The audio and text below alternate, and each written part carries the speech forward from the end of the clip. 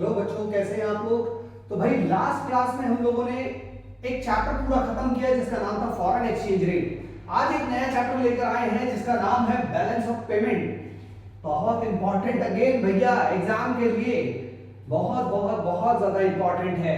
तो शुरू करेंगे इस चैप्टर को और ध्यान रखिएगा, फिर से वन शॉट वीडियो है तो पूरे पूरे सारे के सारे कंसेप्ट्स हम यहीं पे खत्म करेंगे और बहुत अच्छी तरीके से चैप्टर को भी, जिस तरीके से हमने फॉरेन एक्सचेंज रेट को समझा उसी तरीके से इस चैप्टर को भी पूरी अच्छी तरीके से समझेंगे और वन बाय वन हर उस क्वेश्चन को करेंगे जो हमारे एग्जाम्स में हिट करने वाला है।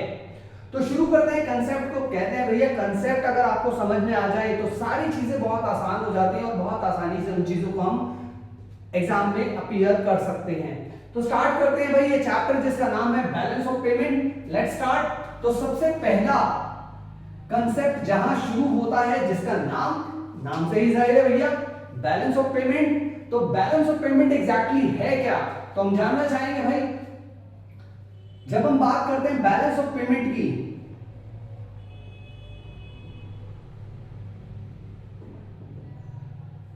इससे पहले कि मैं बैलेंस ऑफ पेमेंट के बारे में आपको बताऊं, एक नॉर्मल बात आप लोगों से पूछना चाहूंगा। जरा याद कीजिए कि भाई अगर हम कोई भी व्यापार करते हैं, कोई भी लेन देन करते हैं, तो हम क्या करते हैं, उसका कहीं ना कहीं लेखा जोखा तो रखते हैं ना, यानी कि उसको कहीं ना कहीं लिखते हैं। हमें ये पता रहे कि किसको हमें कितना पैसा देना है या हमें किससे कितना पैसा लेना है। अगर हमें यही नहीं पता होगा तो क्या हम बिजनेस प्रॉपरली चला पाएंगे? नहीं, शायद नहीं भाई।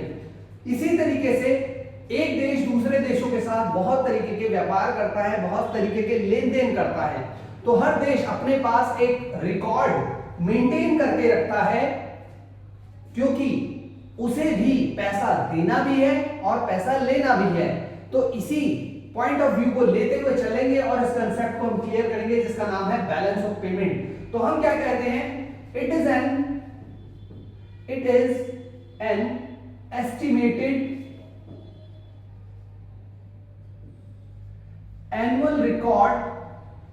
annual record of all economic transactions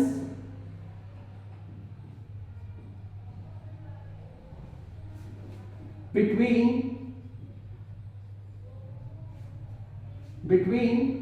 domestic territory and rest of the country।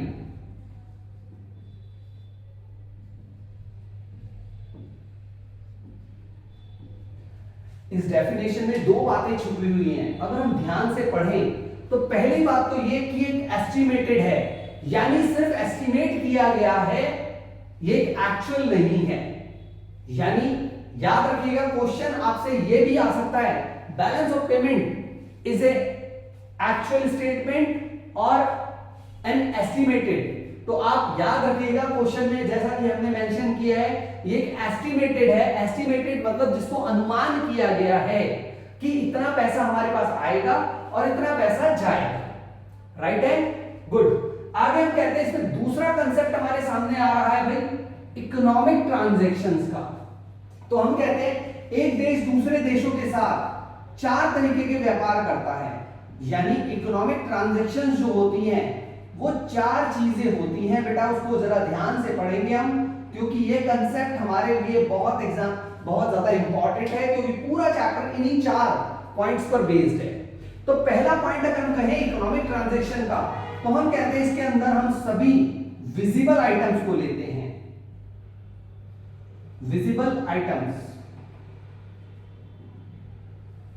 यानी all those goods which is import or export by a domestic country to rest of the world is known as visible goods।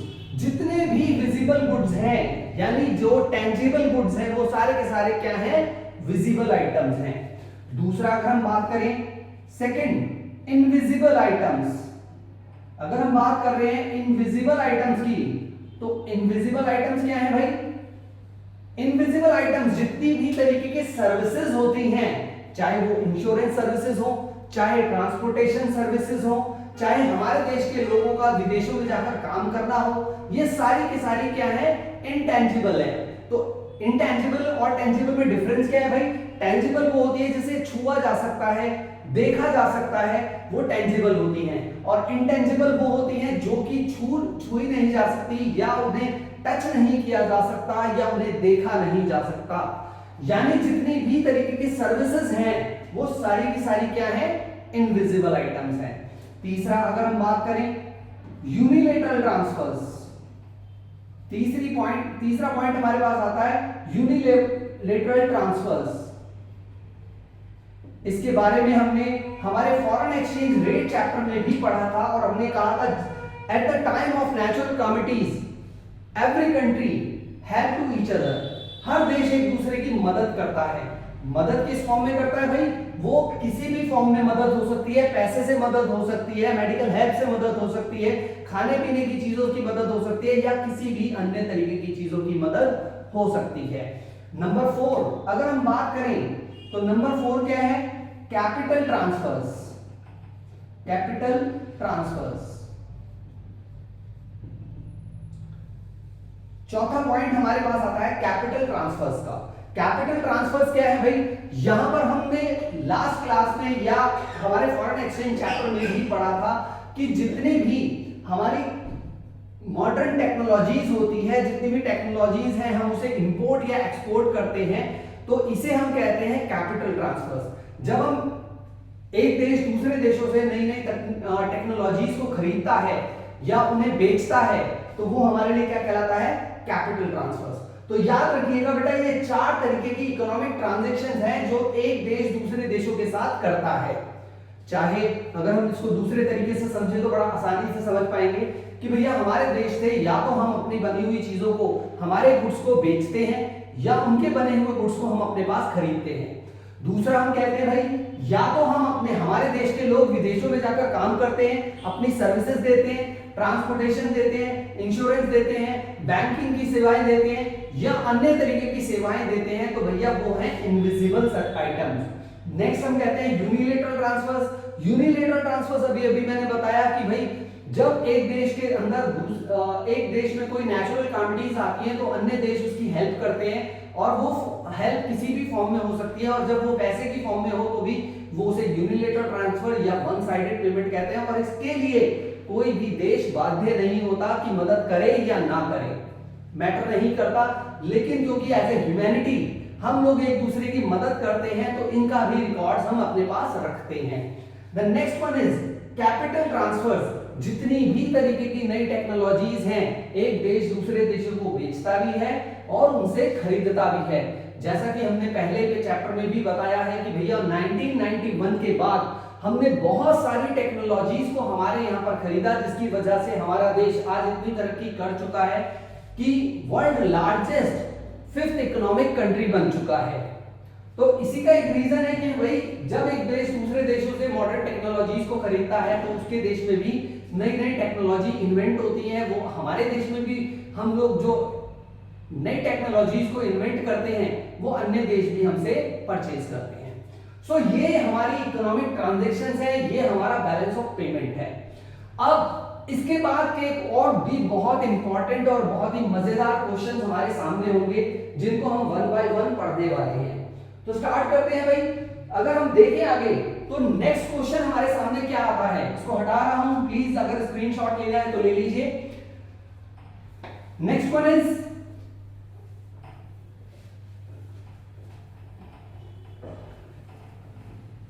अगला question अगर हम देखें तो हमारे लिए सबसे ज्यादा इंपॉर्टेंट हो जाता है balance of trade and balance of payment.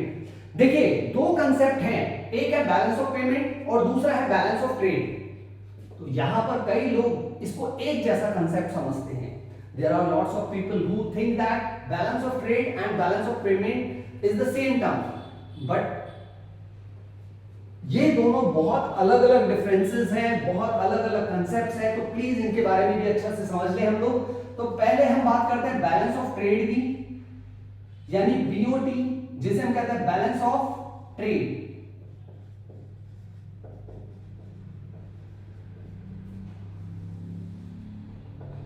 अभी अभी हमने 4 इकोनॉमिक ट्रांजैक्शंस के बारे में पढ़ा, और जब हम बैलेंस ऑफ ट्रेड की बात करते हैं तो बेटा हम क्या कहते हैं, it is the difference between exports of goods and import of goods is called balance of trade.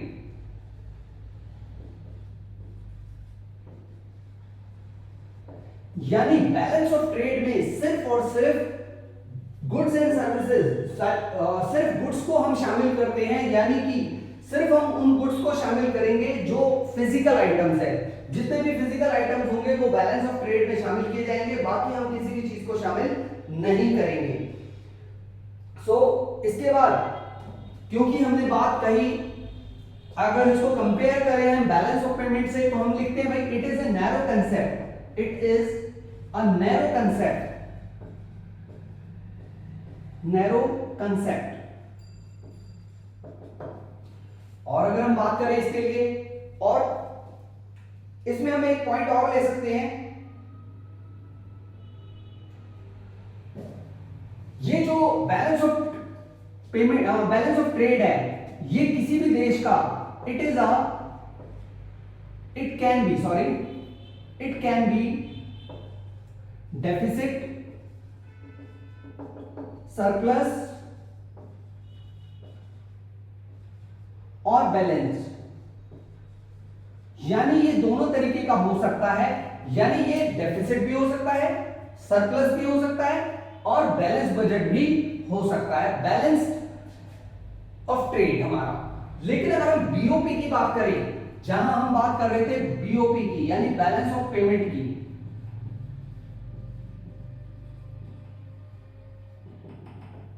अभी अभी हमने इसकी डेफिनेशन डिफाइन की और हमने कहा कि भाई it is an estimated annual record of all economic transactions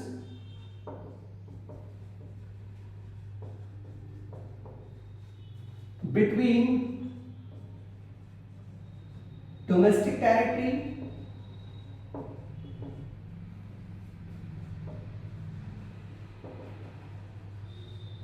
and rest of the world।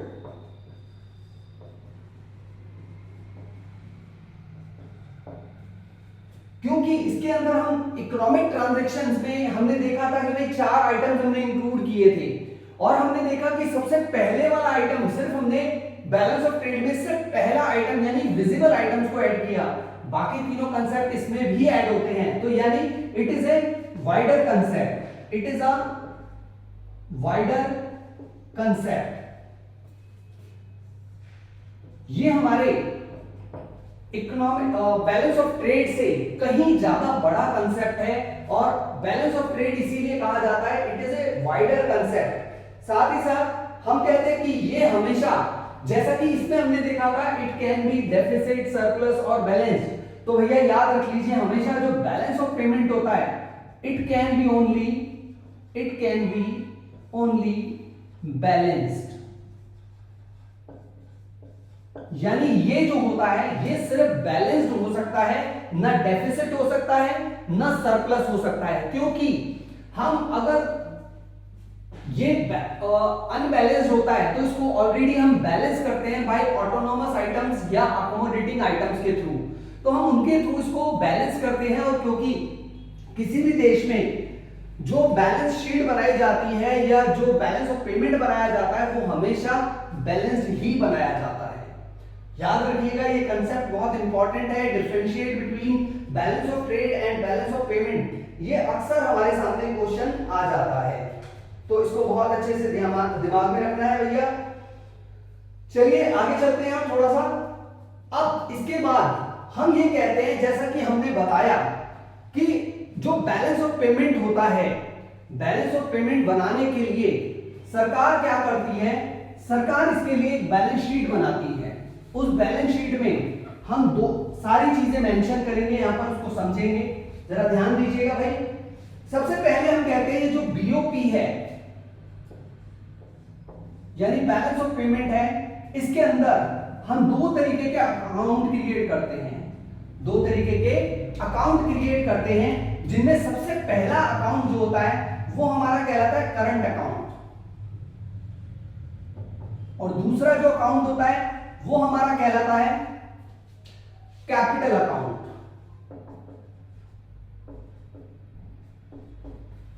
ये करंट अकाउंट और कैपिटल अकाउंट की जब हम बात करेंगे, सबसे पहले इनके बारे में जानना चाहेंगे कि भाई करंट अकाउंट कौन सा होता है, कैपिटल अकाउंट कौन सा होता है। तो एक छोटी सी डेफिनेशन लिख लेते हैं जिससे कि हमें पता लग जाए कि करंट अकाउंट में हम किस किस चीजों को शामिल करते हैं और बाकी चीजों में किसको शामिल करते हैं। तो लिखते हैं द करंट अकाउंट रिकॉर्ड्स, या लिखिए सीधा it records only export and import of goods only, यानी जितने भी तरीके के गुड्स का लेन देन है या विजिबल आइटम्स का लेन देन है वो सारे के सारे हम इसके अंदर शामिल करेंगे, यानी कि हमारे करंट अकाउंट में शामिल करेंगे। अगर हम कैपिटल अकाउंट की बात करें तो it records all economic transactions rest of that, यानी कि it records all economic transactions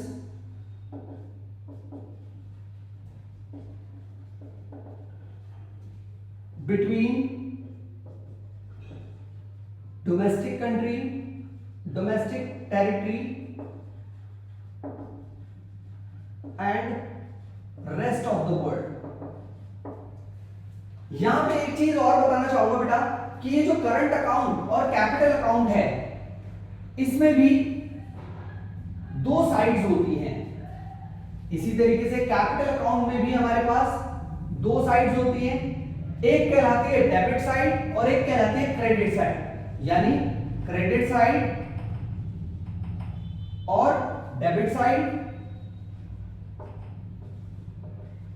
similarly यहां पर भी हमारे पास दो साइड्स हैं, credit side and debit side.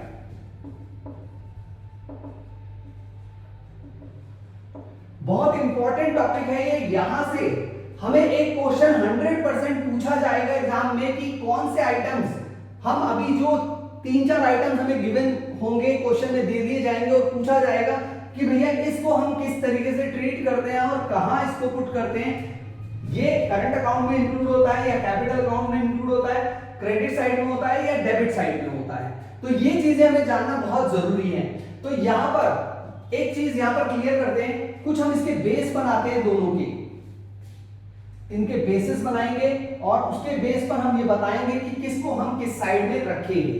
अगर हम सबसे पहली बात करें, अच्छा यहां पर एक चीज समझो, क्रेडिट और डेबिट।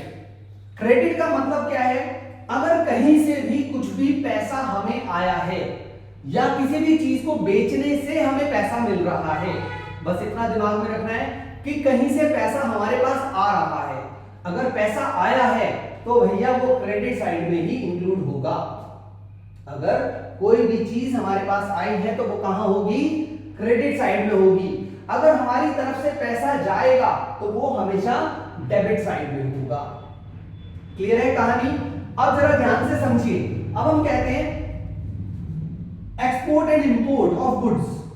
अगर मैं कहूं एक्सपोर्ट ऑफ गुड्स, अगर मैं इसमें क्रेडिट साइड और डेबिट साइड में क्या क्या चीजें रखते हैं हम, सबसे पहले हम कह देते हैं क्रेडिट साइड में। अगर हम क्रेडिट साइड में कहते हैं, अगर हमने कोई चीज बेची है, export of goods, export of goods, अगर किसी भी चीज को हमने बेचा है तो क्या होगा भाई, बेचने से हमें मिलेगा पैसा, और पैसा मिलेगा तो हम कहां ऐड करेंगे उसे, क्रेडिट साइड में। क्योंकि याद रख लीजिएगा किसी भी चीज को बेचने से हमें क्या मिलता है, पैसा मिलता है, और पैसा अगर हमारे पास आएगा तो वो कहां जाएगा, क्रेडिट साइड में। दूसरा अगर हम करें डेबिट साइड में क्या होगा, इधर एक्सपोर्ट किया है तो इधर हम करेंगे इंपोर्ट। अगर हमने इंपोर्ट ऑफ गुड्स किया है, इंपोर्ट ऑफ गुड्स यानी हमने कोई चीज बाहर से खरीदी है तो हमें पैसा देना पड़ेगा, पैसा देना पड़ेगा। इट मींस अगर हमने पैसा दे दिया तो भैया हमारी जेब से पैसा चला गया, और पैसा चला गया तो वो डेबिट हो गया, यानी हमारे अकाउंट से पैसा चला गया।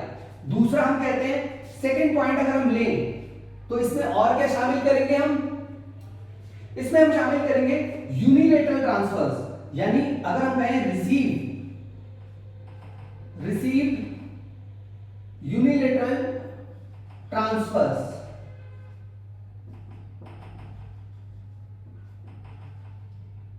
फ्रॉम ROW, यानी मान लीजिए अगर हमारे देश में कोई नेचुरल कैलामिटीज आ गई है, या हमें किसी विदेशों ने पैसा भेजा है, या कोई हेल्प भेजी है, तो हम उसे कहां रखेंगे, क्रेडिट साइड में।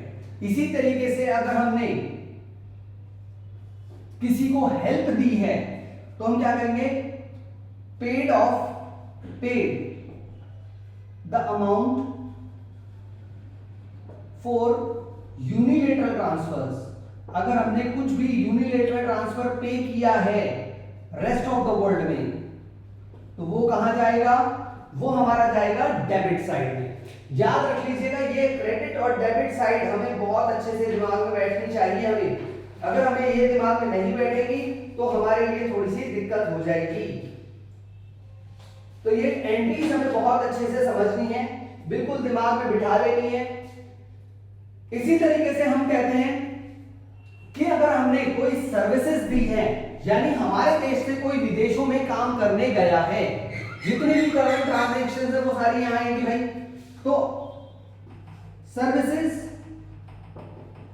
Paid to rest of the world,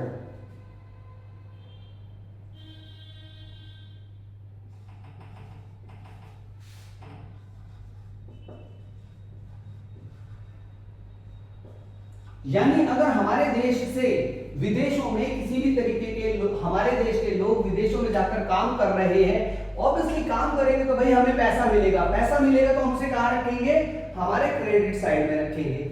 इसी तरीके से अगर हम इधर यहां बात करें तो भैया क्या होगा, हमने सर्विसेज पेड की थी, अब हम सर्विसेज रिसीव करेंगे।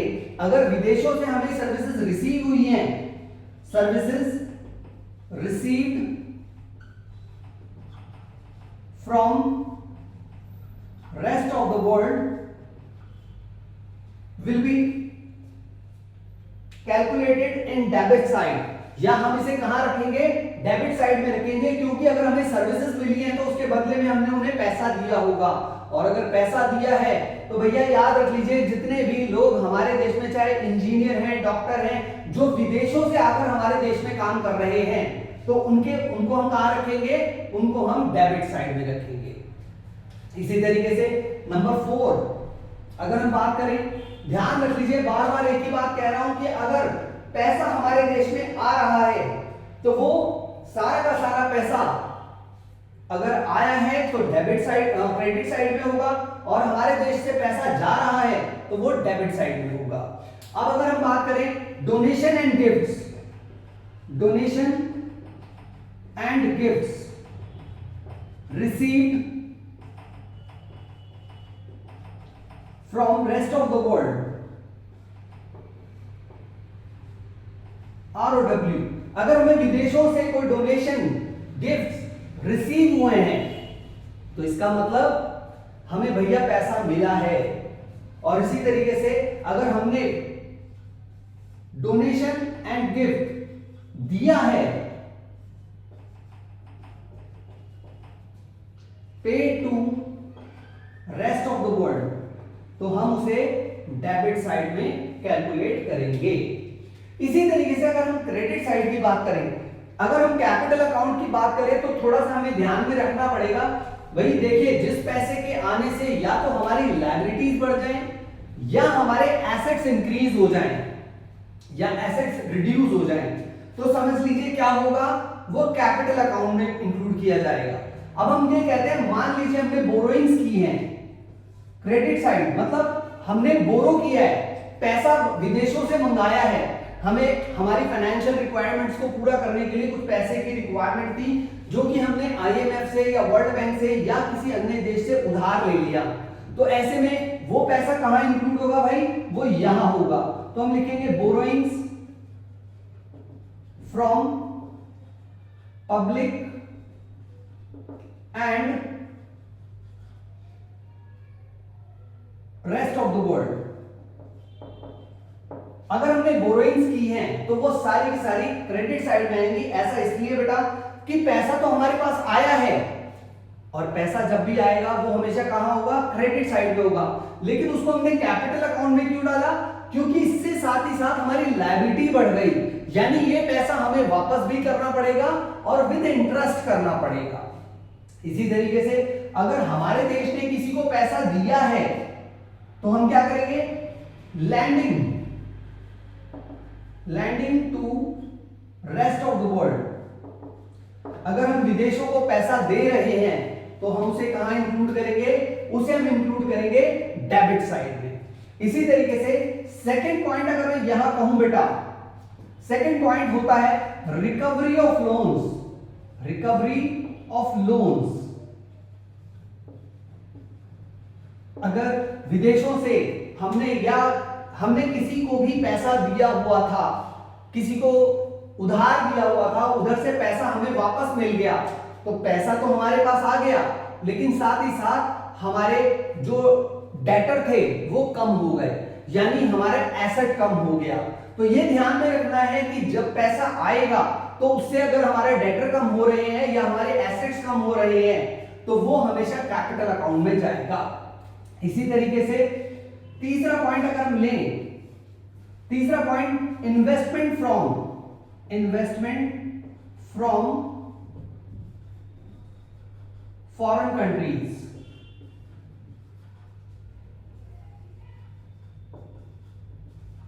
यानी अगर कोई विदेशी कंपनी हमारे देश में अपना सेटअप तैयार करती है तो उसे भी हम क्या कहेंगे, कैपिटल अकाउंट में इंक्लूड करेंगे। और क्योंकि पैसा हमारे देश में आ रहा है तो हम उसे अपने देश में इंक्लूड कर रहे हैं, इसीलिए उसको क्रेडिट साइड में लिखेंगे।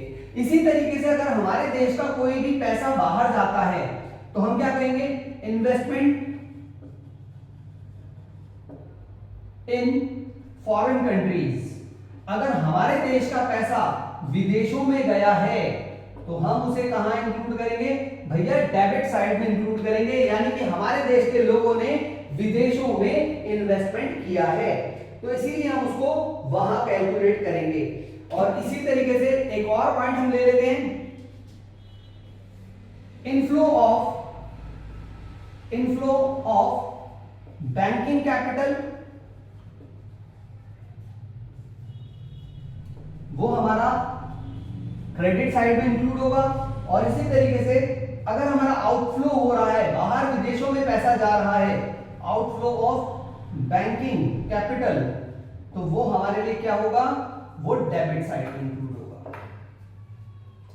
क्लियर है?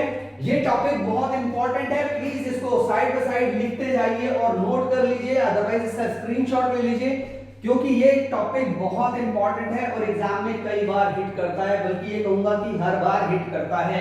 आपसे पूछा जाएगा, इनमें से कोई से भी पॉइंट्स आपसे उठा लिए जाएंगे। फॉर एग्जांपल आपसे पूछ लिया जाएगा कि मान लीजिए एक विदेशी, हमने जापान से कुछ मेट्रो कोचेस खरीदे हैं, तो हम उसे कहां रखेंगे, डेबिट करंट अकाउंट में रखेंगे या फिर कैपिटल अकाउंट में रखेंगे। तो बच्चों याद रखना, अगर कोचेस खरीदे हैं यानी कि हमारे एसेट्स बढ़ गए हैं, और एसेट्स बढ़ गए हैं तो कहां रखेंगे हम उसे, ऑब्वियसली हम उसे कैपिटल अकाउंट में रखेंगे। लेकिन कहां रखेंगे भाई, डेबिट साइड में रखेंगे। रीजन बीइंग, क्योंकि हमने वहां से चीजें खरीदी हैं जिससे कि हमारे देश का पैसा उनके देश में जाएगा। यानी कि यहां पर अगर कोई भी चीज हम उससे खरीद रहे हैं, चाहे हम स्पेस क्राफ्ट खरीद रहे हैं, चाहे आर्मी के लिए गन्स खरीद रहे हैं, वो सब हमारे लिए क्या है, कैपिटल है, एसेट्स हैं। एसेट्स इंक्रीज होंगे, एसेट्स इंक्रीज होते ही, लेकिन हमने क्योंकि खरीदा है तो ऑब्वियसली हमारा पैसा जाएगा, तो पैसा जाएगा तो हमसे डेबिट साइड में इंक्लूड करेंगे। ठीक है जी, एक बार स्क्रीनशॉट ले लीजिए और अगर कोई चीज समझ में नहीं आ रही तो पूछ लीजिए, मैसेज कर सकते हैं आप पूछने के लिए।